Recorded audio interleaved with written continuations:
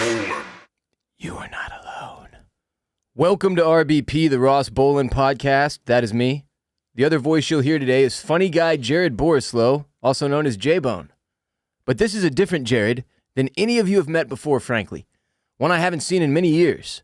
And if you don't watch our show, which frankly way more people listen than watch right now, you don't know Jared got a haircut. So I'm here to tell you he did.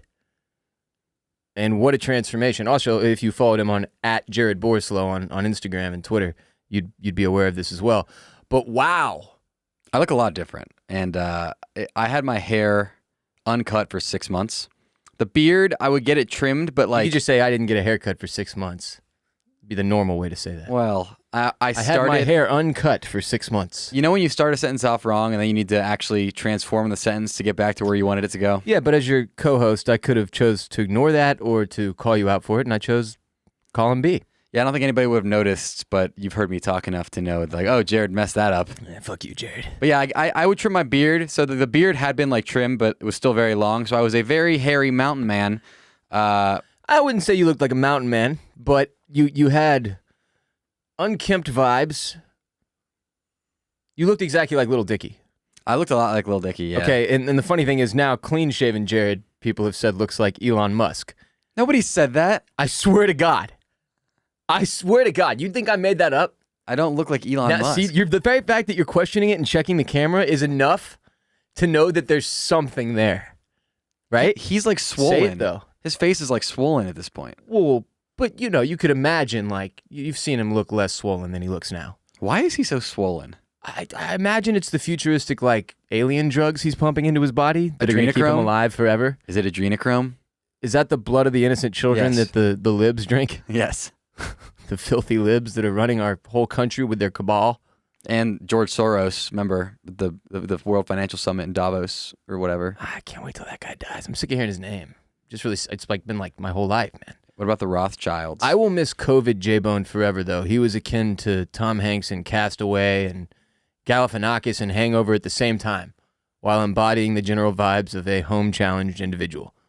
Yeah, it's weird. Ross said he was like taken aback for a couple days looking at me. No, for like, it was, I'm not joking, it was about 3 hours probably that I was really uncomfortable. Not like taken aback, like I felt like a stranger was in my home, my home office. Then, was there a point where you considered attacking me and standing your ground? No, it just like felt generally uncomfortable. Like, it was also, this is exactly what you looked like when we worked together for many years, right? This is exactly what you looked like, and then COVID took that from you and gave us all whatever that was, COVID J-Bone. That's kind of personal choice. It wasn't like... Sure. And it took it from you. And it's okay, Jared. It's not your fault. And this is therapy now. And it was like going into a time machine. You walking into the office, I was like, whoa, holy shit. Anyway. Speaking of time machines, Hot Tub Time Machine is about, I believe they're on like are they in a bachelor party in that movie? I believe so. And I spent time at a bachelor party in a hot tub this weekend. So, full circle, huh? Yeah, you're fresh off a bachelor party. Yep. Okay, I have some questions. I didn't know about that one part. The hot tub part was, so like, what was the situation with the hot tub? We put like 8 guys in it and all the water overflowed over, but... Wait, are you being serious? Yeah, we did that. 8 guys? Mm-hmm. You put 8 dudes in one hot tub? Yes, it overflowed a lot. Now, again, I would point to the irony in the whole concept here is that this one gentleman is going to get married, I believe to a female, in this case. And all of these other gentlemen have joined him, forced him, rather, really, to go with them on a trip and to get into a hot tub together. One hot tub, 8 guys, one hot tub, to celebrate one of these dudes going to marry a chick. Yeah, it's called camaraderie and fraternity. I don't know if you ever... It's just odd, though. It's just a lot of cock in one space. We're celebrating... I've been there, man. I'm not saying I haven't. Like, at one point, I remember this very distinct moment, okay? This is a very distinct moment. I'm on spring break in Galveston, okay? Galveston, Texas. Worst place you could ever go for spring break. Shouts to Galveston, great town. Terrible beach. So we break into the nicest hotel there, right? The Galvez. Shouts to the Galvez, please don't sue me. And everybody breaks into the Galvez, though. They fucking know. They know. And, me and my boy, we got in the hot tub. And at one point, I just realized, I look around me, and the only other people in this hot tub are other dudes who snuck into this hotel. There's like 7 of us, and I was just like, this is too much cock. And I got up and left. That was it. You left? Forever. And I haven't been to Galveston since.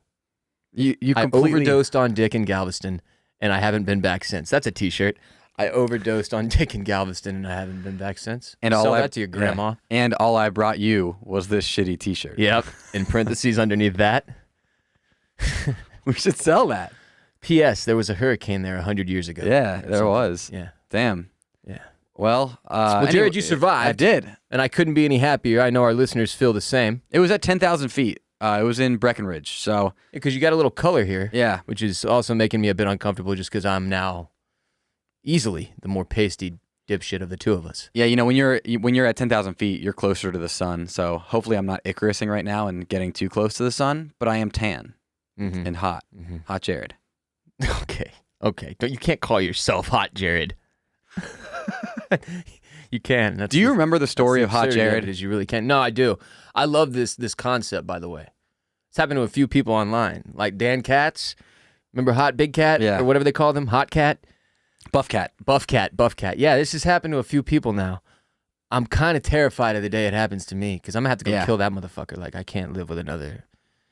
Have you thought about going and killing Hot Jared? Yeah, so for people who don't know, there's a workout fitness influencer who looks exactly like me, except extremely sexy and hot. If you quit right now, you were like, I'm out, Ross. Sorry, like kick the microphone over, punch me in the face, left the room. And you worked out for like 5 years straight, nonstop.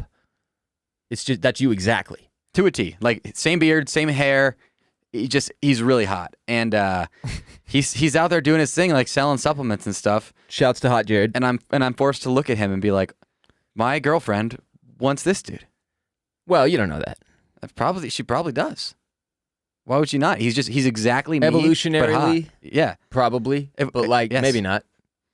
I don't know.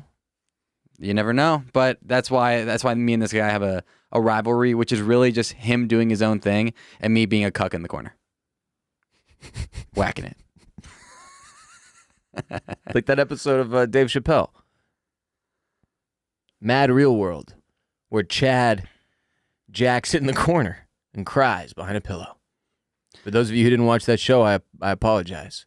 What if I told you that I don't know if I've ever seen an entire episode of Chappelle's show? I've only seen the most popular sketches. I would consider taking you out back and spanking your tight little ass. Speaking of bachelor parties, this is actually episode 398 of this podcast.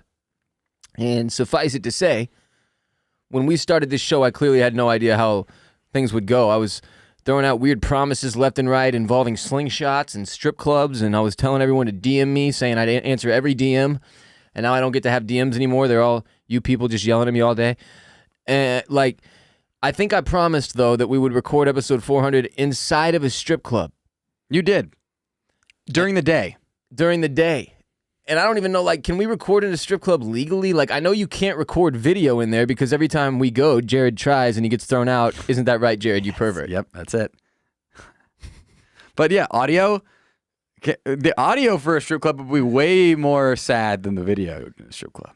Yeah, the video would be kind of lit. Yeah, it'd be pretty lit. It'd be the audio LIT. It's just like thighs going down a lubed up pole and the sound of jeans getting smaller. Just denim on. What's wrong with you? It's the creepiest way you could have put that. Did any of the dudes on your bachelor party just absolutely ruin their entire life? Throw someone under the bus, you pussy. I will, actually. The party bus. Here's what happened. I could probably count the amount of women that I saw that entire trip on one hand. It's one of those? And it was all out of the window of a car. I told you I've been on one of these, right? Yeah. One of these epically, just cock-filled bachelor parties. What we did for a straight dude marrying a woman, that's the part that makes it odd.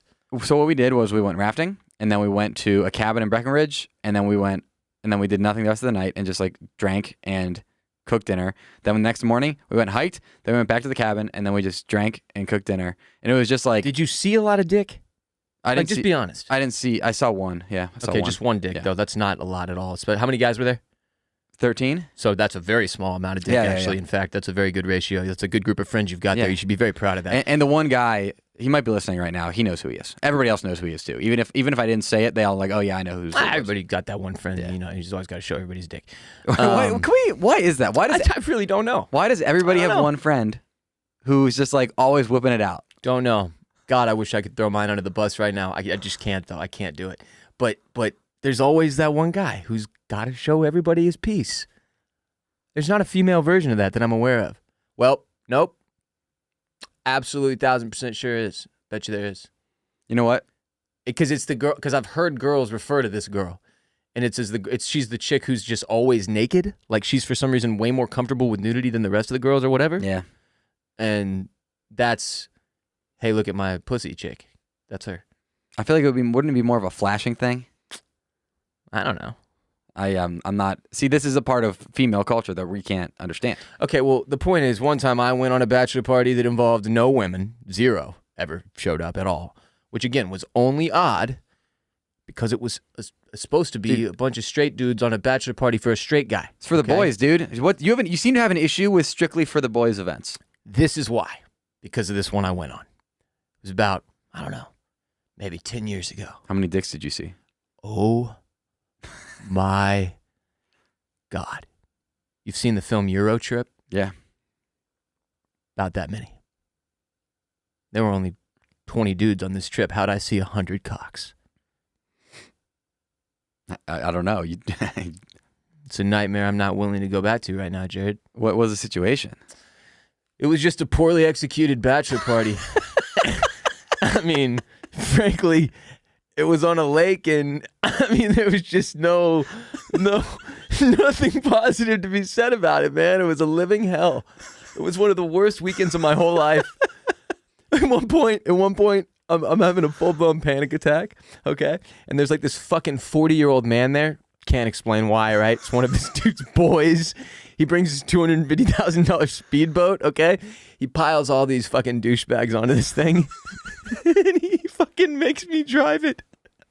Because I'm the only sober one. Because I'm having a panic attack. So I can't drink. And he's like, you got this. The boat's going like 60, all right? He's like, you've got this. Like, he's like, give it some fucking juice. And I'm like, I think we're in a no-wake zone. He's like, it's going to be fine. The wind is like whooshing by me, and he's just like, just stare at this radar here. And I'm like, okay, that radar there. And he's like, and if you see any bubbles pop or any things pop up, like just avoid those. That means it's low right there. Don't bottom out. And I was like, what? And he like turned around and started grinding on a dude and like pulled out his dick. And I was like, what the fuck? I had to drive us back. It was awful. Worst bachelor party of all time. I don't even care if he's listening. That's how bad it was. And it was long enough ago to where I feel like he's probably moved on. Yeah. Like he doesn't care. And he probably looks back and he knows that was weird. The whole thing was weird. That same guy, by the way, that brought his boat at one point, when he had his dick out, watching a Mavs playoff game, that's all I remember, he fell butt-ass backwards through a glass table. It was amazing. Did he cut his ass? I hope so. I don't really remember. I tried to block out the whole thing. Took a lot of forget-me-nots. I've once been picked up. My fraternity house dock is right on Lake Mendota. Shouts to Madison, Wisconsin. Oh, y'all had a dock? We had a dock. Wow. Yeah. It's pretty. Wow. It was a lituation. Just own your privilege, Jared. So there Boys. There was this random like middle-aged dude who would just like www.docboys.com. Don't go to that domain. There was this random middle-aged dude who would just like stop by and pick people up sometimes. There always had to be, of course, a girl there. Wait, what? Yeah, he would just drive by the dock and like if there's girls on the dock, he would just be like, "Hey, you guys want to come in?" If there was no girls, he would just not pick us up. Yeah. But y'all would go? Yeah, I went in once. It was to the boat? Yeah, I went on his boat and he drove us to a park and we played volleyball and then he picked us up and drove us back. What? Dude, why? I don't know. Okay, here's why. I'll tell you why. Are there any periods during that that I don't have recollection? You don't remember?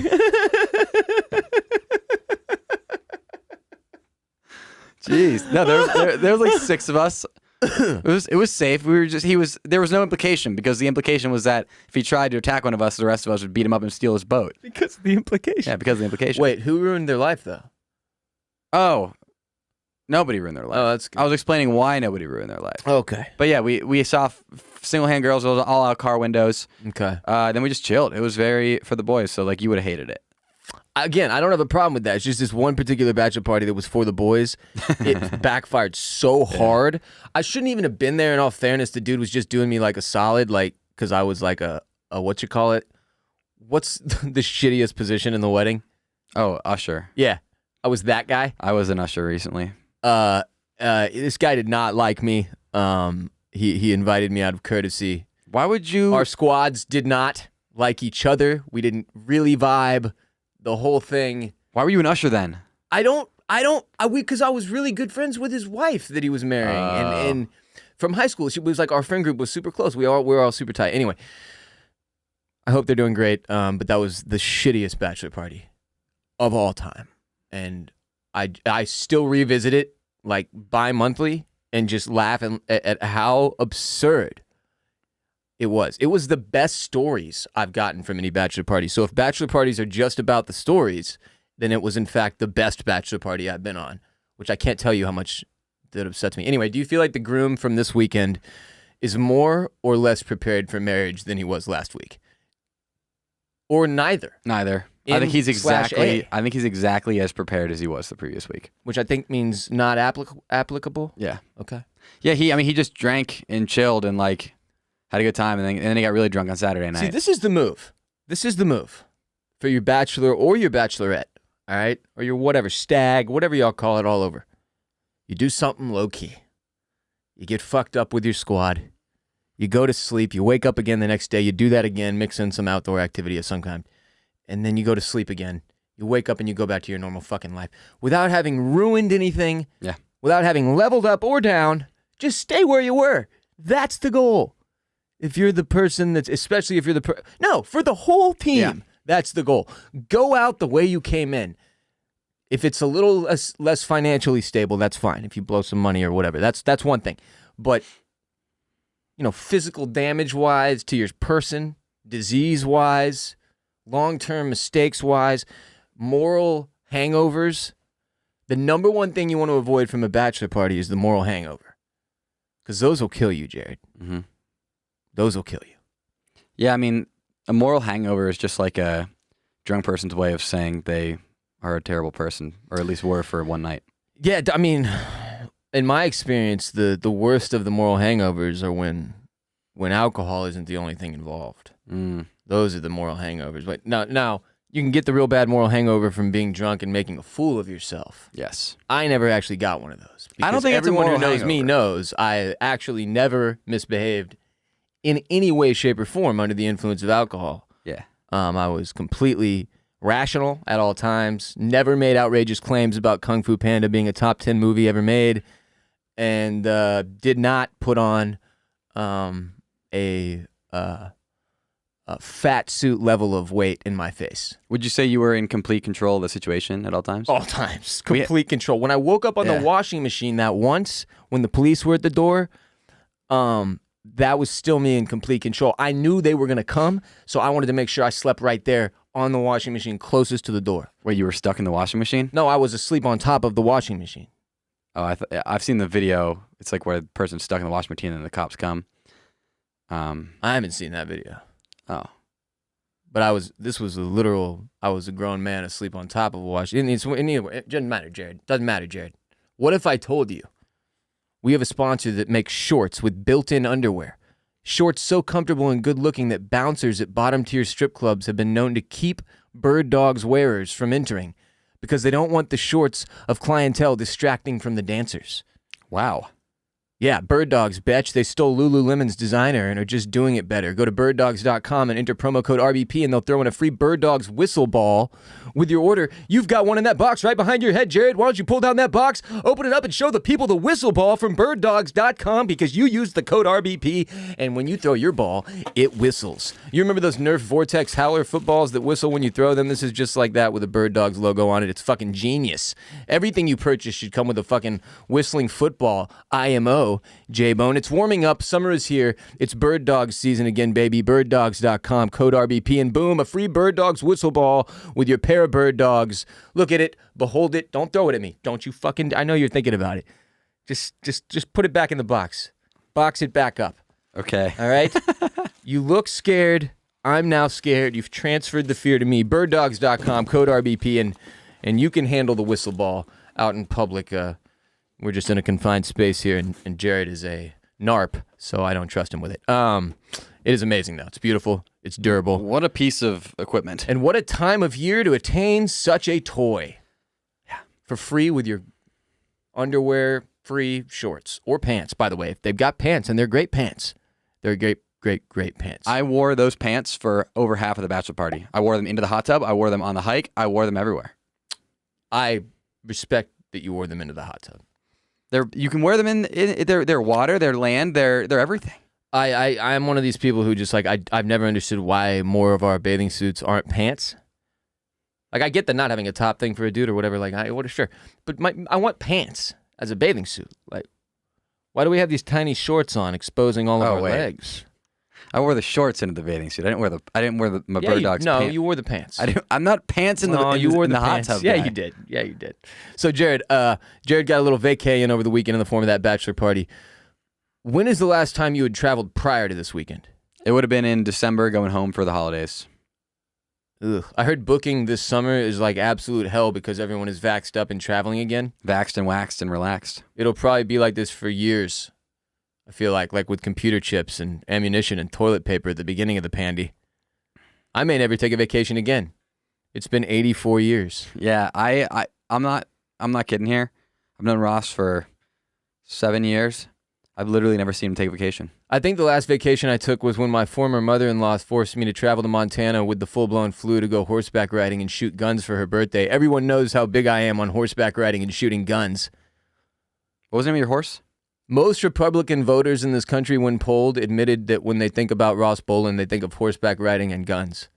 My horse's name was Colt 45? 67 Special. Oh, yeah. 64, 37, 27 Special. God damn it. What's the name of that gun? 69 Special. Googling gun with name special in it is absolutely the low point of my day. Damn it. This isn't working. 38 Special. God bless you, Google. Freedom-loving, information-spreading Google. You need a vacation, Bill. I need a vacation. Yeah, can we do my political campaign commercial just really fast? Yeah, do it. Just quickly for all the Republican voters, please. Hi, I'm W.R. Bolen. Do you like horseback riding and guns? Mercy sakes alive, partner. So do I. So when you cast your ballot in this year's Guns and Taxes election, remember the name, W.R. Bolen. Let's get this town rolling again. How was that? That was pretty good. This segment was supposed to be about how necessary vacation is, how necessary rest and break taking is, and I'm truly sorry for the derailments. I was going to derail it again. The reason I started laughing uncontrollably and derailed Ross on accident is because of the shirt he's wearing today. It says Life Champion.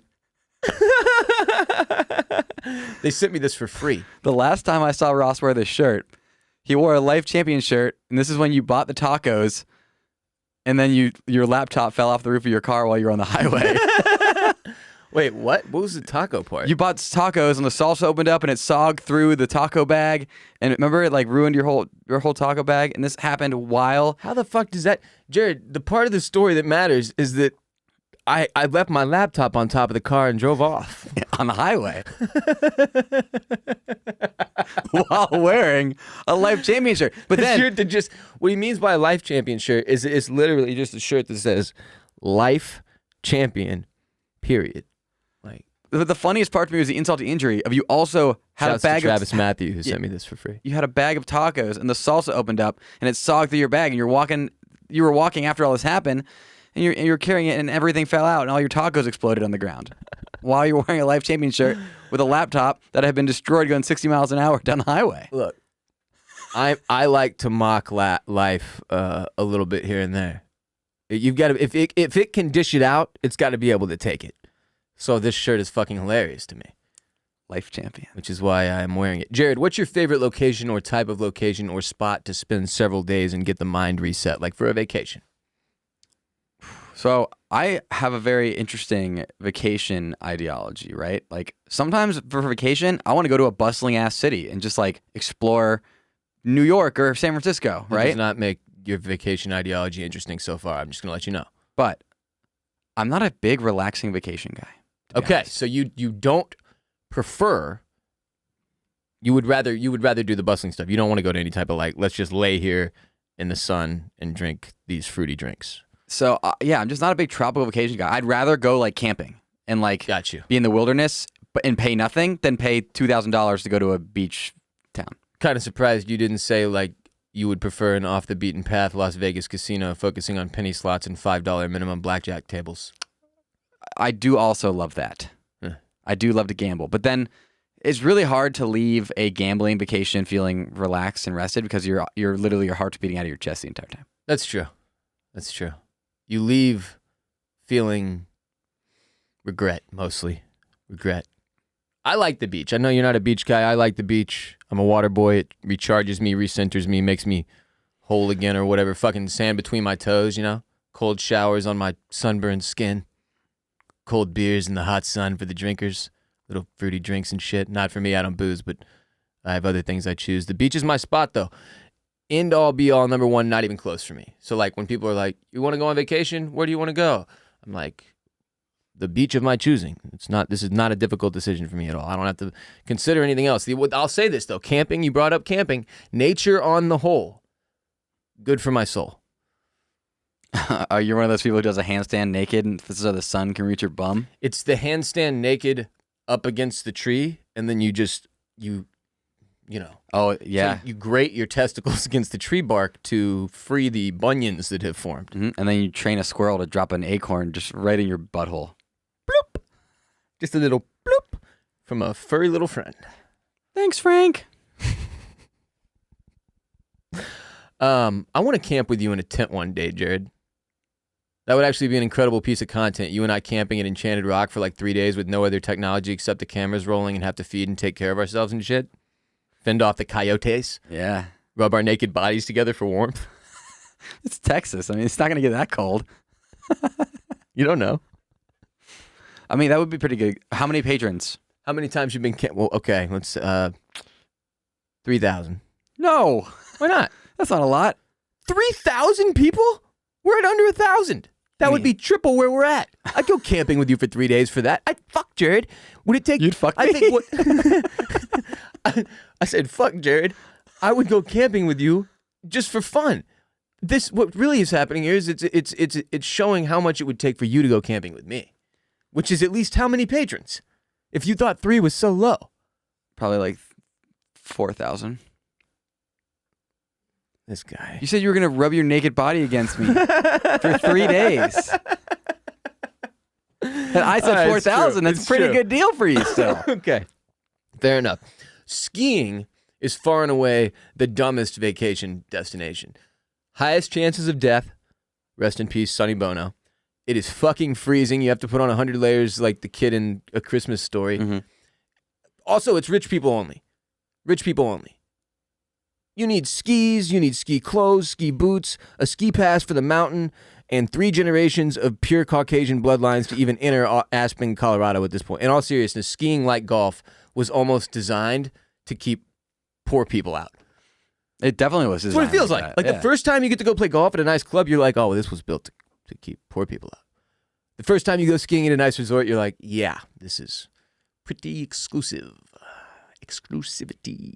I mean, I was just at a ski town at Breckenridge, Colorado. Was where the bachelor party was. People were still skiing. There was still snow in the mountains. Hi, I'm W.R. Bolen, mayor of Breckenridge, Colorado. Let's get this town rolling again. Is that your thing? You're just going to say, let's blank rolling again? No, it's let's get this town, or it's whatever I'm in charge of is getting rolling again. Rolling with Bolen. Rolling with Bolen is the hashtag that comes after that catchphrase. I've got it all worked out. Don't you worry. Don't you worry. Anyway, skiing fucking sucks. Never been, but you've never been skiing? Nope, never been skiing. It's not as okay. Then maybe it's not as dangerous as you think. Then First time my brother went skiing, he shattered his femur. Oh, well, it's as dangerous as he thinks then. Mm-hmm. Sonny Bono died skiing. He did. Why would you hurl yourself 80 miles an hour down a fucking mountain, you dumbass? If you're doing that, you're either on a way too advanced slope, or It's a double X diamond. or you forgot to pizza when you were French frying. Yeah. What about European backpacking? You ever been to Europe for a No. vacation? My brother, You been across the pond? I have been to Europe, yes. Oh, okay. I've never been backpacking. My brother, shouts to Jeff. You can listen to him on an episode of RVP on Patreon, patreon.com/Ross Bolen podcast. Not just him on an episode, a full-blown Borislow Brothers episode. It's a Bone Zone featuring my brother. One of the greatest episodes we've ever done of this show. It's fucking hilarious. A lot of people are clamoring and saying, I cannot believe it's behind the paywall. And I said, that's what the paywall's for. Clamor. Bitch. Clamor harder at patreon.com/Ross Bolen podcast. He is about to go backpacking. He's gone backpacking for months and months and months in Southeast Asia and Europe. It's kind of his thing. Okay. I've never been backpacking. I lived in Costa Rica for 7 weeks, but Yeah, see, it's Wasn't like, really I'm backpacking. not anymore. Sorry, man, I'm 33, and I didn't write a New York Times best-selling novel to sleep in a fucking flea-infested brothel. I've seen the movie Hostel. And again, Eurotrip, that's too many floppy skin socks. I see. At first, I thought, oh, he said brothel because he doesn't know the word hostel. But then the next sentence, you said the word hostel, which is what I thought you meant the first time. So I'm kind of confused. Can you explain here, like, whether or not you actually know Nope. what You know what I do like about Europe, though, conceptually? I haven't been. But the sightseeing, I like sightseeing. In Bruges is one of my favorite movies, and they do a little bit of that there. And I could do this shit in Europe, some museums, some art, some fucking dinosaur bones. Speaking of In Bruges, Ross posted a photo of a screen grab from the movie In Bruges to our Instagram account 3 years ago. And randomly, last week, they decided to take it down for content violations. Why are they looking through the old RVP archives for screenshots from In Bruges to take down? I'm telling you, I upset somebody. I'm serious. I upset somebody at Facebook. And they're taking down. They're just rooting through shit. No, I'm kidding. I think they update their filters constantly, so it's just like rechecking backlogged shit at this point, which is kind of wild. Like that literally was a 3-year-old post that had nothing wrong with it, by the way. I think they thought it was promoting murder because it was a guy with or suicide because it was a guy with a gun to his head, and then the guy behind him has a gun to his head, so he's got 2 guns to his head. Yeah, maybe they finally upload the Colin Farrell filter to Facebook. And That's what it Instagram. was because it's. Oh, it's got Colin Farrell in it. Take it down, boys. Whoa. Can't delete this entire Colin Farrell promoting account immediately. Speaking of which, there's an account on TikTok at Disney Freak. Shouts to Disney Freak. That's my brother for life, my rider, my number one bitch, my mans. We did a little segment on Disney Freaks, Yeah. talking about these people who are obsessed with Disney, make it their identity, their Disney-nity. Yeah. And there's literally a dude at Disney Freak on TikTok who replied to our TikTok, and it was hilarious. He said, well, you talked about Disney Freaks. I think I'm the best guy for this because my name is Disney Freak. Yeah. He's got like 100,000 followers on TikTok, and he made a stitch with Ross talking about Disney Freaks. Yeah. And I'm not gonna lie, he didn't come at it very hard. No, man, like I respected that about Disney Freak. Is like you made, if you're gonna be that guy, at least make your name Disney Freak, own it, and wear like armor. No one can use it to hurt you. Who was wearing a hoodie? Tyrion Lannister, quote, mid-episode, nowhere else. Rolling marijuana, that's a cheap vacation. How's that a vacation? It's a Frank Ocean lyric. Speaking of vacation and cheap vacations and giving yourself a damn break, Jared, last week we mentioned that May is Mental Health Awareness Month, a worthy thing to celebrate to be sure, but it shouldn't be our focus just for May. It's important to be working on your mental health all year long. This episode of RBP is brought to you by Talkspace, the easiest and most effective way for you to get positive growth going in your life today. The positive effects of therapy will create lasting change in all areas of your life, your relationships, your career, your overall happiness. I've spoken about it on the show for many years now at this point, that a therapist can help you identify the habits and patterns that might be holding you back and how to move forward in the right direction. And Talkspace therapists give you the support you need to feel your best. They have thousands of licensed therapists trained in over 40 specialties, including anxiety, depression, relationships, and more. So your therapist can help you set and achieve your goals. And I know you're going to be amazed at how much progress you'll make each week that you attend therapy. It seriously is amazing. And Talkspace is a fraction of the cost of in-person therapy. Instead of waiting for an appointment, you can send unlimited messages to your therapist 24/7. They'll engage with you daily, 5 days a week. Thousands of licensed therapists with years of experience in over 40 specialties. Again, Talkspace is secure and private, using the latest end-to-end bank-grade encryption technology to store client information and complying with the latest HIPAA regulations. I've been in therapy for a decade. It's given me so much practical guidance that has changed my life for the better, probably saved my life a couple times too. I'm incredibly thankful for therapy and Talkspace and the chance to get the support that I needed. And now you can too. As a listener of this podcast, you'll get $100 off your first month with Talkspace. If you're dealing with depression or anxiety or substance abuse, trauma, anger management, relationship issues, food and eating issues, or you just want to get some stuff off your chest with an unbiased third party that I promise will make you feel better, it's time to try Talkspace. To match with a licensed therapist today, go to Talkspace.com or download the Talkspace app. Make sure to use the code RBP to get $100 off your first month and show your support for the Ross Bolen podcast. Code RBP, Talkspace.com or download the Talkspace app, and that's $100 off your first month, Jared. $100. It's a great deal. Holy hell. Let's talk about aliens again today. As once again, people all over the internet are like, the government and military have confirmed aliens exist and no one seems to care. Like, I keep seeing that tweet like once a day from a comedian who thinks they've struck gold. And it's not that I don't care. It's just like, what do you want me to do, fam? I'm good. Like, I've got enough friends and family. I'm blessed. I don't want anyone else around. So it sounds like, to me, like the aliens are needy and trying to like strike up a relationship that frankly I'm just not here for. Mm-hmm. I was off the grid the entire weekend, didn't even look at my phone. It was amazing. Not receiving one text message from you was, because that was also freeing for me. There was a couple of moments where I thought, like, should I text Jared? And then I was like, nah, I'm going to see if we can go this whole weekend without even speaking to each other. Because we have to, Jared, you don't understand, Jared and I have to talk to each other all day, every day for the rest of our lives now. Yeah. We've committed to that. We've become married in holy corporate matrimony. And continue, sir. I still don't know the alien news. Can you explain it to me? Oh, basically, the government keeps having to declassify things, and members of our military keep coming forward and being like, oh, no, for sure, though. Like, we see UFOs all the time. All the time. And then they have actual footage of some of them, and it's pretty inexplicable shit. Like, point blank, either one of the other superpowers in the world is light years ahead of us technology-wise, and we had no idea. Probably not probable. Or aliens come down once in a while and like, peep what's going on with us, laugh at us, and bounce. Which one do you think it is? The latter. But I just don't care. Again, it's like, listen, Glarb, I'm a 33-year-old divorced entrepreneur running an online media startup with one other dude in 2021. I don't have time for you and your baggage from another galaxy. Glarb. Jared, do aliens exist in the capacity that you think there's a chance one day you could meet one? I don't think we will have contact with aliens person to person. So do you not, let me ask you this. In my lifetime. If I'm telling you point blank, you're going to go watch these videos, these UFO videos, and you're going to be like, God damn, that is wild. But, just like me and the rest of the world, you're just going to move on because it's like, well, it's wild, but it's also like, Here's the thing about it that I think is important. We know now in 2021, if you see something, even in video form online, that doesn't make it real. Mm-hmm.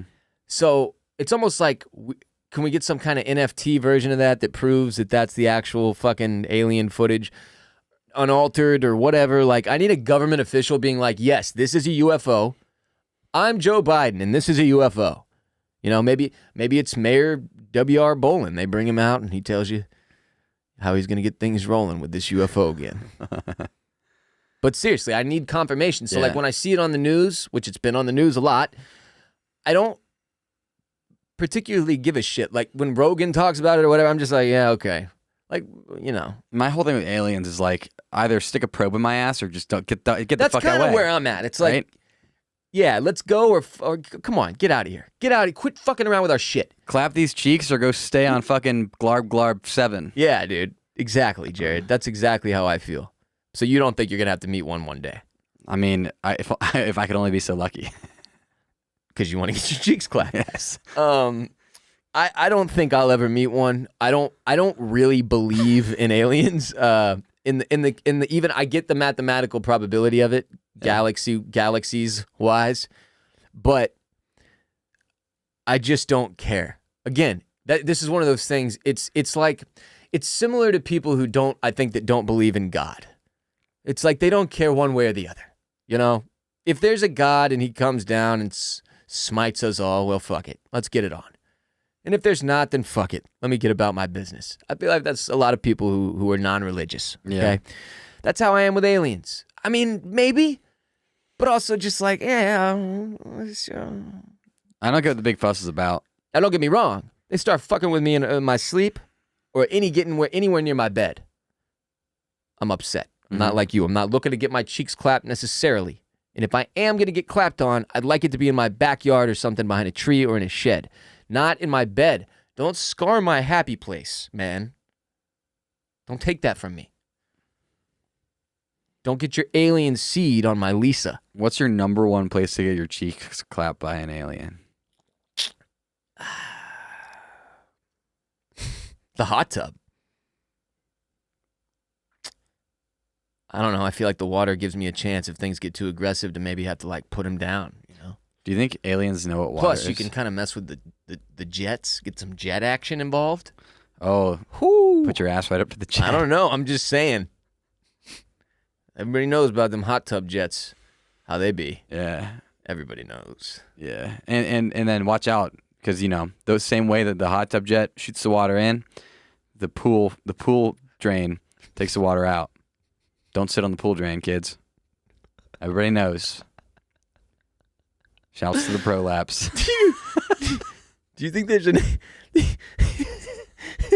do you think there's an alien Jared and an alien Ross hosting an alien cast about like alien life and making extraterrestrial jokes? Yeah, there might be. Why would aliens fuck with us at all? Look at our planet. It's bad. We are shit. We are a mess. I can't think of one good place on Earth that they'd be like, oh, nice, they have their shit together. Well, and like, yeah, where there's not an imminent threat to everybody there. Because they would be like a place I think would be really peaceful would be like a Swiss farm, right? Like very low threat of danger happening in like summer. They're like, wow, this is beautiful. Like but a then dairy they look, farm in Switzerland. yeah, they got like a sheep farm or some shit. I don't know. But then I kind of get you, but it's also like, I don't know. I feel like that's where some of the Nazis are hiding. It might be. But imagine you're an alien. You look and you're like, wow, this is pretty beautiful. But then you're like, but look, that farmer's like using an abacus to count up the amount of avocados he has. Yeah. Like look how stupid these guys are. Where his like, you know, where his Virgil Abloh designed clothes. Yeah. Do you think aliens have style? Do they drip? I think so. I bet you alien drip is heavy. Out of this world. It's a heavy flow. But why do we always... Even flow. You know that song by Pearl Jam is about menstruation. Wait, no, it's not. Why would it be about that? Why would Eddie Vedder do that? Best alien movies. Go. I mean, I like Arrival. That's a good-ass movie, though. Like, really good. Amy Adams, champ. The issue was with Arrival, I thought it was going to be a horror movie. So the whole time I'm waiting for these aliens to attack, and they're just like sitting there making fucking ink blots. That's kind of what they were like. Yeah. I liked them, but they were big chillin' for the most part. Dude, the aliens just want to talk to us with their ink blots, dude. Did you watch E.T. when you were a kid? Like the extraterrestrial, the movie E.T., very famous film starring Rosie O'Donnell. I'm sorry, Drew Barrymore. As a child. Never seen it. I prefer Mac and Me, though. Oh, okay. Well, E.T. was brilliant, but it was also terrifying for me when I was like 6 it was a dinner party. Yeah. And they were like, kids, go watch a movie upstairs. And then I got up there and I was like, cool, movie, all right. I sat down and there was a little alien running around fucking screaming at everybody. And I was terrified. It was horrifying. Speaking of being horrified by alien movies, Signs. M. Night Shyamalan's Signs, great movie. Yeah. Going back to E.T., did you know Mel that? Gibson, Yeah. Joaquin Phoenix. Oh. Yeah. Did you know Steven Spielberg actually found E.T. in the dumpster behind a Taco Bell? That's how they cast him. Contact, What's Contact? Jodie Foster. Fucking Matthew McConaughey is the priest that she like kind of wants. It's weird. They build a spinning device. She meets her dad in some kind of alien purgatory. What? What movie are you talking about? Men in Black. Was it supposed to be about Interstellar? No. That's not about aliens. Mars Attacks is, though. What, how about the movie Alien? You didn't seem to mention that. And 2 and 3 and such, and so on and so forth. Is Avatar about aliens? Kind of, yeah. I think it is. That's an alien movie. The Na'vi. Oh, for sure. That's Alien. The biggest... Unobtainium is still the funniest choice in the history of Hollywood. That he was like when they sat down for the first table read and they got to that part and everybody in the room laughed and was like, all right, James, what's the thing really called? The mineral that we're mining for on Navi World. And he was like, no, seriously, that's it. Unobtainium. And then one other guy started laughing again and that guy immediately got fired and then nobody else laughed. And that was the actual name of the mineral in the movie. That's one of the funniest decisions ever. Unobtainium? It's bad. You horse's ass? I have 2 interesting notes about Avatar. First one is, for how well grossing that movie was, the fact that like we can't name anybody in it. There's a guy named Sam, and I think Sigourney Weaver might have been in it. That's all I got, though. That's the second highest grossing movie ever, isn't it? The main guy is not memorable, though. Sam something or other, right? Sam Worthington played Jake Sully.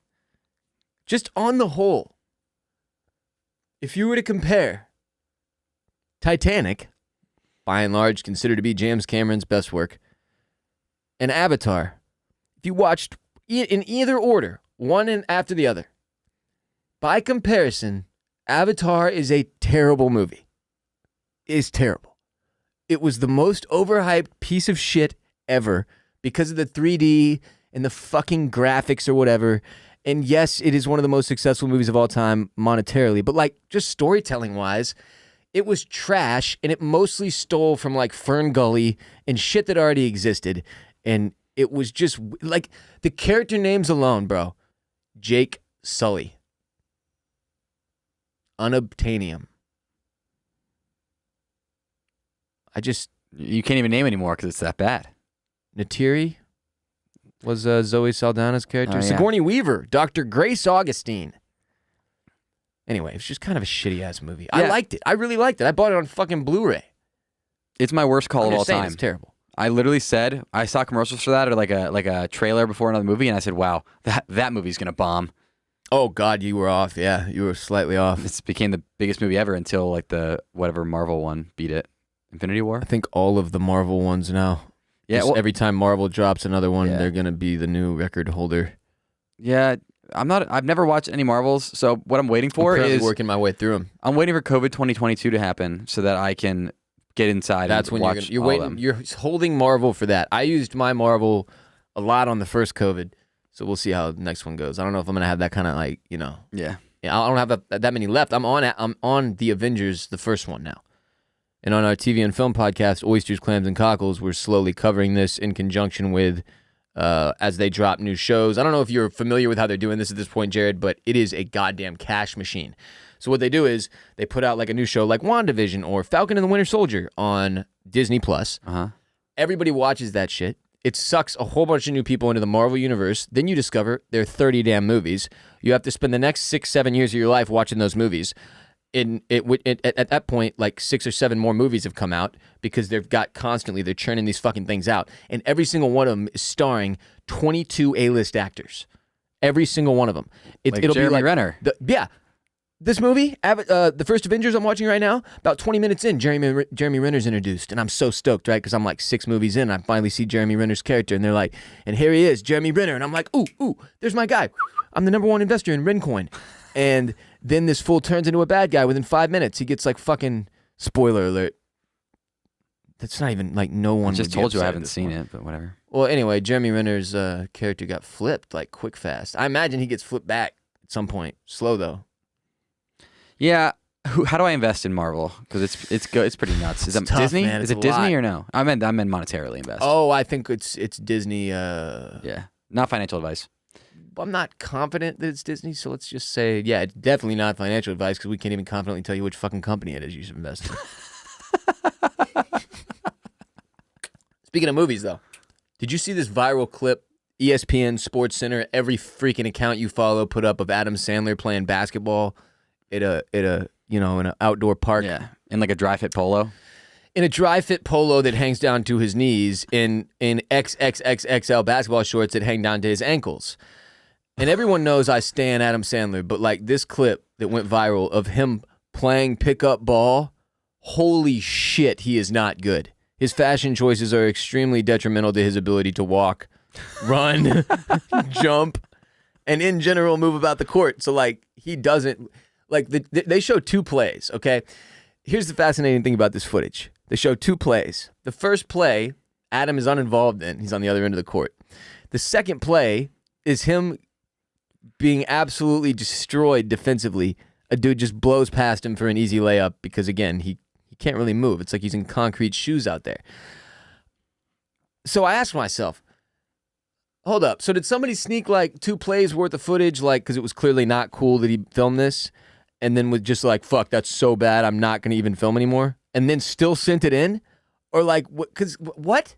How is he the only 2 plays? These were the only 2 plays anybody got on camera of Sandler at the park, a very populated park, where he has clearly just like been like, y'all mind if I run with y'all? And they were like, Adam Sandler, wow, this is awesome.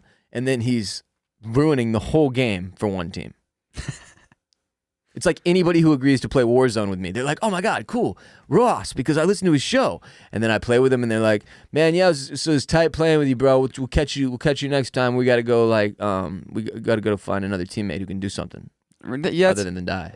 I would not say you're like that. You can hold your own in Warzone. Rocket League, yeah, you were terrible. Oh, for sure. I know, Jared. It was a joke. God, he's really negative about my Rocket League play. Like just really, really overwhelmingly negative about it, and it's just hurtful. If you're a Rocket Leaguer, Ross is a ball chaser. He doesn't cycle. Oh, come on, man. He doesn't know how to power slide. He frequently is not in ball cam. So just that's true. That is true and unexcusable. In other basketball news, the NBA Hall of Fame inducted its newest class over the weekend, including one Kobe Bean Bryant, which was pretty fucking cool. It's a cool moment if you didn't get to watch it. Where Vanessa Bryant, his wife, and Michael Jordan gives her the award, and she had a pretty moving speech. It was just a cool moment in general. Man, it's still sinking in for me that happened and how shitty that was to kind of kick off our 2020. And man, what a beating that year was. Other people inducted into the Hall, though, other than Kobe, which is obviously the coolest and most meaningful. And I believe it was a special. I don't know if he had been retired long enough to be inducted yet or if it was a special posthumous advancement. Anyway, it doesn't matter. He would have gotten into it. Rudy Tomjanovich. Are you familiar with Rudy T? No. Rudy T was the coach of the Houston Rockets when they won both championships in 94-95. 93-94, 94-95. He's kind of a legendary dude in Houston, which is the 4th biggest city in the U.S. or whatever, so it's kind of a big deal. And he got inducted into the Hall of Fame finally. And it was kind of this thing where like they kept not inducting this guy who was very clearly going to get in. He was a player before he was a coach. Mm-hmm. He famously had like his face collapsed by a guy who punched him in the face mid-game, mid-court. Like big deal, reconstructive surgery. Like, yeah, it was crazy. But he kept not getting into the Hall because the Hall of Fame shit in every sport is all political and fucking weird. No, just awful. Anyway, Rudy T got in. Tim Duncan, Kevin Garnett, a couple more goats. It was a pretty cool little Hall of Fame ceremony, and several other people as well. Pete Rose get in yet? Yeah, Pete's in there. They got Pete Rose in there in the NBA Hall of Fame. They finally let old Pete in. Do you think he should be in the MLB Hall of Fame? I don't care. Major League Baseball, in terms of its Hall rep, yes, absolutely. Barry Bonds? Yes. Everybody. Jason Giambi? Yes. Everyone who juiced. Even if you did terribly. You need to have the juice room. If you juiced, you're in. By the way, the NBA, before we move on to baseball, we don't have to move on to baseball. It's not, please. The Rockets finished 17-55 after starting like 10-11 or something, which I don't know if you can do that math, but it's not good on the last 50 or so games. 17-55. I think it's the worst season other than our first season and like one other season, both of which we finished up with the first pick in the whole draft. Neither of which resulted in a championship. So, who's the first pick in this draft? I don't know. I don't really pay attention to college basketball. I'm gonna start having a look. Yeah, because you might. We might get it. We have like we have like a 18% chance of getting the first pick in the fucking draft. We have like a 32% chance of getting like the 18th pick. I support the lottery 100% because I hate when teams just start tanking for first pick overall pick. Oh, you mean like we just did? Because we won 17 basketball games this year. Yeah, but you don't have a 100% chance of getting the number one pick. That's why I hate. I like the lottery. I completely agree that it does demotivate tanking. But if you just suck. And you suck hard, like you need that pick. Look, man, James Harden left, and we need that motherfucking pick. And these are not good odds, like at all. Like I'm very confident we are not getting the number one pick. Yeah. I'm confident we might get like that 18th. That wouldn't shock me at all. The math isn't good. It's not good. Anyway, shouts to the Rockets fans for hanging in there during what was just Houston in general. This is Houston. God left this place a long time ago. The NBA playoffs are coming finally, though, Jared. You know what that means? You can bet on them with our sports betting sponsor at MyBookie.ag. NBA playoffs, MyBookie.ag. NHL, back. Go Lightning, baby. They just won. The Bolts Ning. win. Go Ning, baby. It's our year. MLB, Astros. Well, all the sports. There's sports going everywhere. And the NBA playoffs are about to start up. That's the thing I'm probably most excited about betting every year. For those of you who know that I'm not as aware of college basketball, even though we have the potential for a number one pick in the Rockets. NBA playoffs, it doesn't even matter if the Rockets make the NBA play. I mean, it really, really, really, really matters a lot to me. But also, I'll still enjoy the shit out of watching and betting the playoffs with MyBookie.ag. And the best thing about the website is just easy to use, whether you're on mobile or on your computer. But the live betting is easy to access. I often miss tip-off and want to get, I'll have a bet pregame that I want to get more action loaded up on based on what I'm seeing. There's live betting. You can bet whenever you want, all game long, all whatever inning it is in the baseball game, whatever period it is in hockey. Mm-hmm. I know all the terms. As somebody #sports. As somebody who really only watches playoff hockey because there's simply too many hockey games. Well, I only watch playoff hockey because I've never had a hockey team, so I feel you. But I used to go to, half the home games for the Lightning. For the Ning? When I lived there. But I'll tell you right now, we're going to win the Stanley Cup. I haven't watched a single game this season. This is your future bet. Yeah, we're going to win the Stanley Cup. Back to back. Lightning to win the Stanley Cup. Go back to back. Yep. Wow. I mean, place that bet on MyBookie.ag and use the promo code RBP when you do and get your first deposit matched up to $1,000. You use the promo code RBP. Free deposit match. Start your day off with a win. Go place a future bet with J-Bone on the Ning to win the Stanley Cup. Bet anything, anytime, anywhere with MyBookie.ag. Use the code RBP when you sign up to support the show and get your first deposit matched up to $1,000. Stipulations apply. Jared, last week we announced our revamped, reinvigorated, responsibly sourced Patreon page. Non-GMO at patreon.com/Ross Bolen podcast, where every Friday you and I do an ad-free exclusive episode that's available only there on Patreon and is unhinged and phenomenal. Some of our best work. Many have said it. There's the episode two we bone referenced zones earlier with the Borislow brothers. There's that bone zone and another bone zone. So if you like the bone zone, Multiple bone zones. It's a phenomenal place. If you're unfamiliar with the bone zone, it's where I take Ross into my zone and I spank his tight little ass. It is exactly that. Also columns and mental health focused episodes on patreon.com/Ross Bolen podcast. I did my first mental health mini-sode last week. It actually didn't end up being very many. It's just a shade under an hour of me sitting unscripted explaining why I think mental health and mental health awareness are so important and laying out my personal mental health and substance abuse battles. It was probably the most personal piece of content I've ever done. And I've been doing this for 10 years.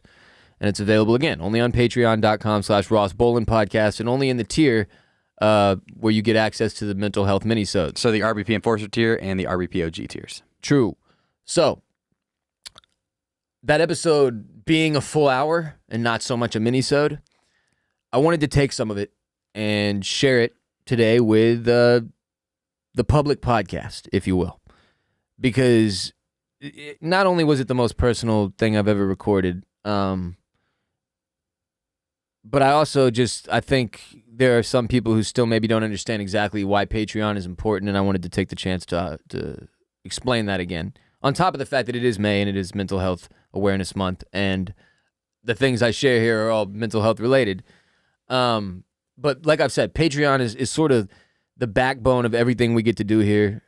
This is a podcast that is owned by Bolen Media, which is my company, which employs two people, Jared and I. And we run this show. We run OCC, our television and film podcast, along with my co-host, Barrett Dudley, who's a contract employee. And we run all of our social media. We run all of our Twitch stuff that we do. It's all just Jared and I. So Patreon is the main source of revenue that gives Jared and I the ability to operate on a consistent basis, knowing exactly how much money we're going to have coming in based on just how much support we're getting from our listenership. Which is amazing, and we're, obviously as creators happy to have a place to house that type of content, the extra stuff, the premium stuff, the ad-free stuff, the mental health focused stuff that I know was probably a little too heavy for some of the regular public episodes. Well, now it has somewhere to live right there on Patreon, and in exchange for your support of the show, in exchange for you giving Jared and I the ability to do this comfortably without having to worry too much about the financial side of things, you get more RBP, and you'll get the mental health episodes, and you'll get columns, and again, ad-free episodes every single Friday that are hilarious. And I wanted to stress again, because there was a point last year, I believe at the front end of 2020, where we had like 1,400, 1,500 people on our Patreon, and that was an amazing backbone for Bolen Media to operate off of. And fortunately, it was the thing that really got us through the pandemic. Unfortunately, at the same time, through the pandemic and through 2020 and through a lot of what went down with me on my personal life side and just some different decisions that were made here and there, we shed a lot of that audience on Patreon. And as such, we're like I said, nearing 1,000 people again. Super, super, super thankful for everybody who's there, especially those who have been there the whole time. But this is the place where I'm able to get a little more personal and a little heavier for those of you who are more in the mental health community and want to get focused on that stuff. And get episodes that are focused on that stuff. You can get those on patreon.com/Ross Bolen podcast. For those of you who just want more hilarious ass RBP every Friday ad free, you can get those on patreon.com/Ross Bolen podcast. But today I wanted to give you all a little section of the mental health minisode that we recently published on patreon.com/Ross Bolen podcast, so you could get a feel for it. And kind of in honor of Mental Health Awareness Month. So, here it is. May is Mental Health Awareness Month. Why do we need a Mental Health Awareness Month? And I was thinking about this. I was kind of writing a quick breakdown of my own mental health journey to go over with y'all today. And it occurred to me that my perspective is completely different than most people's, because I am a mental health patient. I'm a mental health advocate. I'm a mental health person who experiences a disorder, a mental health disorder. Panic disorder is what I've been diagnosed with. And as such, it's very real to me. And talking about it is something I'm passionate about, and it matters a lot to me, and I know how important it is for all of us, right? So that is not how everybody thinks about it, and I know this because I also remember what it was like before, because I didn't experience my first mental health episode, if you will, my first panic attack, until I was 21 years old, on my 21st birthday. And up until that point, like, I didn't really know what a panic attack was. I didn't know what depression felt like. I didn't know anything about mental health, really, outside of the fact that, like, I obviously wanted my mental health to be good, but it always was, so I never worried, right? And it's not like something that was preached about like physical health. We didn't get, here's the ways to take care of your body. They told us all those, like you work out, you eat these fucking foods. They were actually wrong about a lot of this shit. But their intentions were good. There weren't any intentions with mental health. And in fact, in America, like the general attitude toward mental health since time immemorial has been like, shut up and suck it up. Man up, have a drink. For real. That's been the general way that especially men in the United States have handled mental health up until the present day. May 12th, 2021, for the most part. And it makes a lot of people uncomfortable. I also know this because when the podcast leaned into mental health in 2020, we lost a lot of followers, man. And that was a strategic move based on how I saw things going with Chris. And it similarly to when I went and talked a lot about social issues and politics, like I knew we were going to drop people, but I didn't know we were going to drop people like that. And it's because mental health discussion, and one of the reasons it's here on Patreon is because it makes some people really uncomfortable to think about what they're really feeling and what they're really going through and what that means about them. And they're scared to get to know themselves. And I totally understand that, but I also don't believe that's a way to go through life. I want to know myself as intimately as I can before I go. And, I don't believe that you can really intimately know anybody else until you know yourself, just like you can't take care of anybody else until you can take care of yourself. Those things are all true to me and have proven to be true in my 33 years of walking around on this planet. So all that is to say, like, there's Mental Health Awareness Month exists because we do a terrible job of addressing it, human beings, especially in American society, where I've grown up and lived my entire life. But I know for a fact that there are very few countries that handle this well. And in American society, based on all the pressures that we've built up and on technological advances, I think technology and social media and the explosion of the internet have had a lot to do with what I will call a mental health pandemic that is now occurring in the United States. Because, people are like, oh, well, how come nobody was having panic attacks in World War II? Like, well, bro, they were. Like, if you don't think dudes were freaking the fuck out on the beaches of Normandy, you're an idiot. But it was fewer and further between, I think, because of what technology has done to our entire psyche. And the way we look at ourselves and think about ourselves and interact with the world around us has changed everything, especially social media and the internet.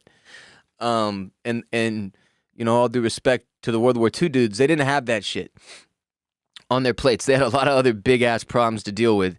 And God bless them and thank them for their service. And I'm obviously very respectful of that entire generation for a lot of reasons.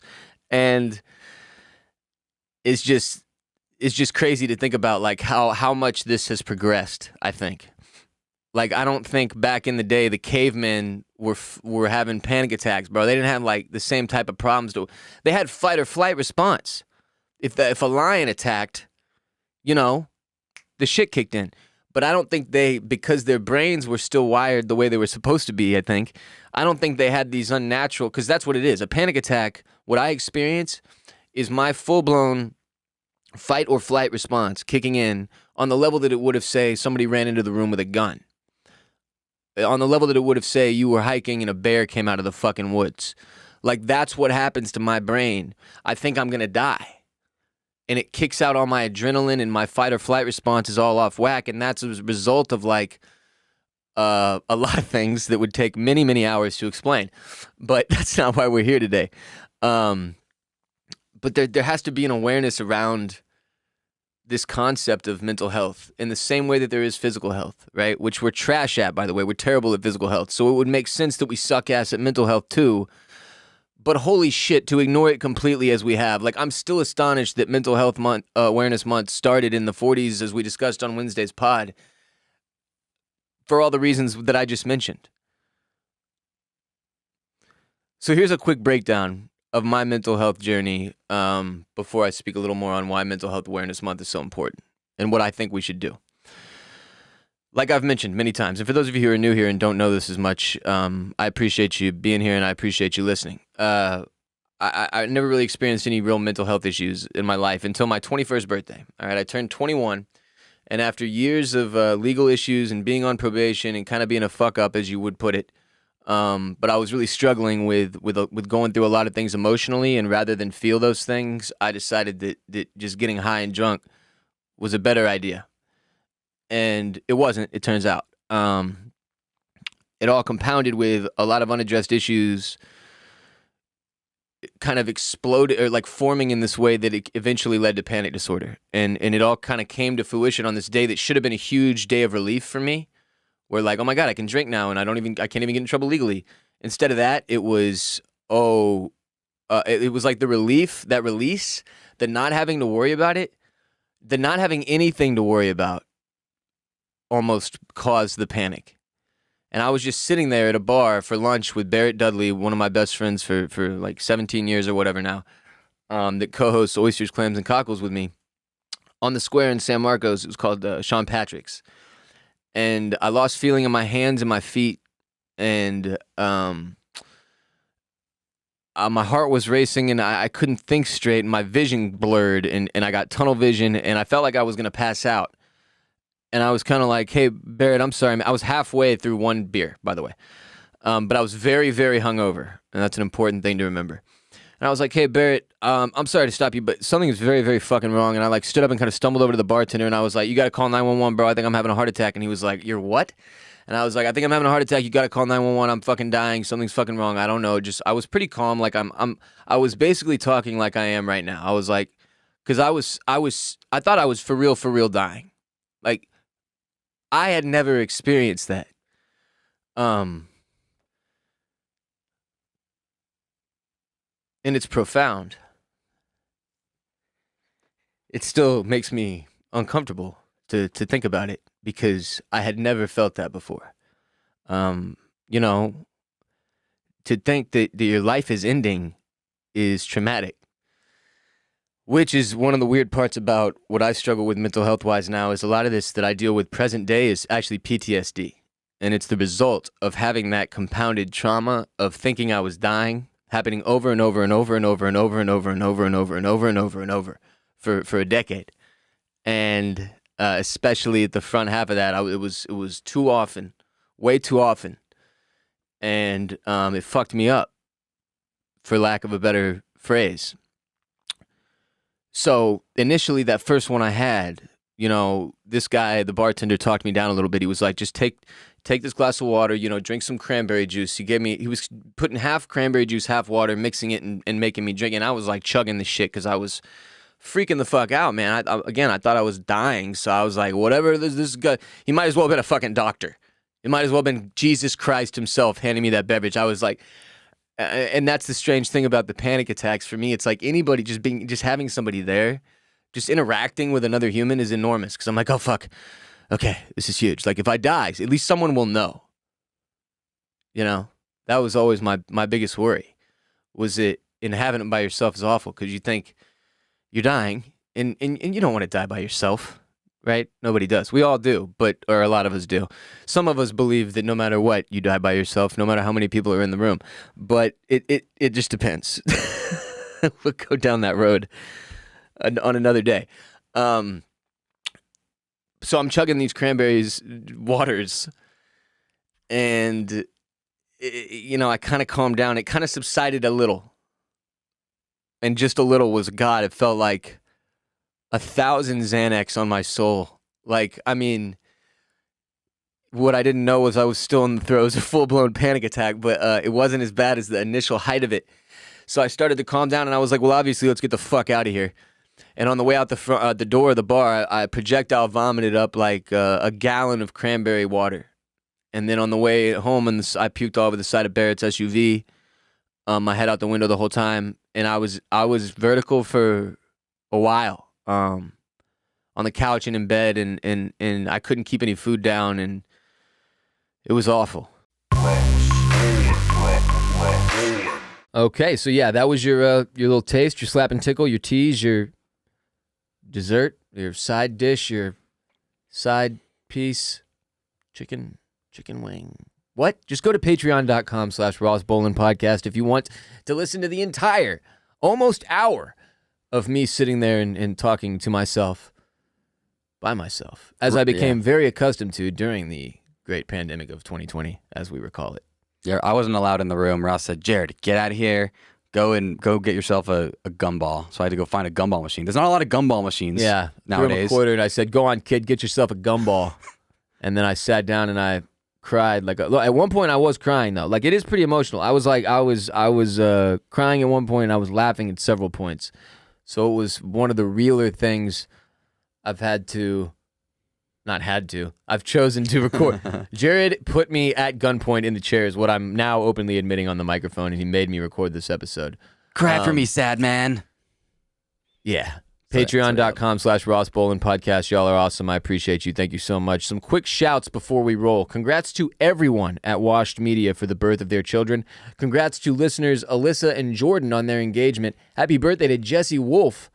Thanks for listening. Jared and I will be back on Wednesday.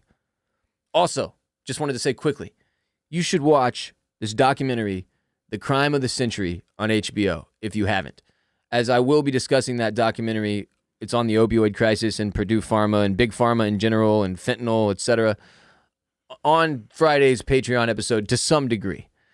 More serious stuff and me like flamethrowing because I'm angry about like situations is probably going to be more on Patreon, right? Like, again, this show, the Monday, Wednesday shows are meant to be a place for you to come and get levity and laughs and learn and love and light Jared on fire.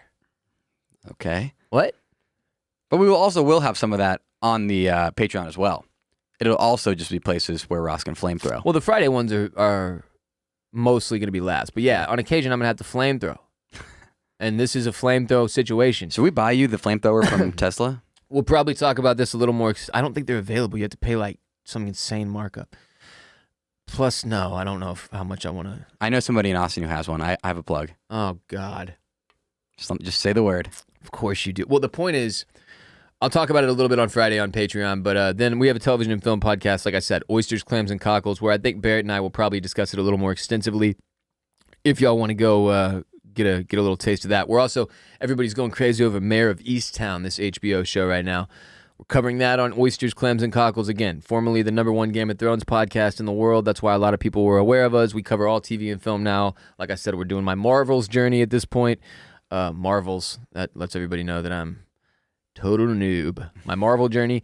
We're also watching The Sopranos. Go listen to OCC if you like TV and movies. I promise you will enjoy oysters, clams, and cockles. Support our sponsors. Today we had 3. By the way, Birddogs.com, code RBP, boom, free Bird Dogs whistle ball. Talkspace.com, code RBP, $100 off your first month, and MyBookie.ag. Get you some sports. If you're ever like, oh, what was the code? Oh, what's the website? In the description of every single episode now, I am putting the sponsor, the website, and the deal. Boom. Boom. If you ever hear us do a read and you're like, that sounded mildly interesting, even if you just want to go down there, click, and check it out real quick, that helps us out. Mm-hmm. So please do that. They see the traffic there. So yeah. I mean, like I said, as a result of 2020, as a result of the pandemic, as a result of what that's done to the economy, and not just the economy, also Bolen Media in particular, it's even more important than ever that we get the support that we know y'all have out there for us. So make sure you use those sponsor codes. Make sure you click on those URLs. Make sure you go to Patreon. We work really hard to bring y'all sponsors that we think make good products that we really enjoy ourselves. And like Birddogs, some of them are funny, admittedly, very funny-ass products, but also great products. Like the Birddogs are incredibly comfortable. I wear them all of the time. That is no cap. And the football is just as an adult, I fucking miss that element of things as a child, man. You go get a Happy Meal, there's a fucking toy in there too. So you get something with a toy. Everything I buy should come with a toy. They're genius marketers at Birddogs. Yes. They know exactly what they're doing. And it their works. product is amazing. Look, see these nunchucks behind me? Those were from Birddogs. See how they say Birddogs on them? I beat Robert's ass with those. Who's Robert? Robert, my neighbor. He's buried out back now because I killed him with my Birddogs nunchucks using code RBP. Seriously, though, support our sponsors. Go to patreon.com/Ross Bolen Podcast. Jared and I want to be doing this for many years to come. We want to hire more people to grow this thing and grow our company and continue to bring you the best content we can bring you. That is our pledge. I'm W.R. Bolen. We love you. You are not alone. Until next time. Peace.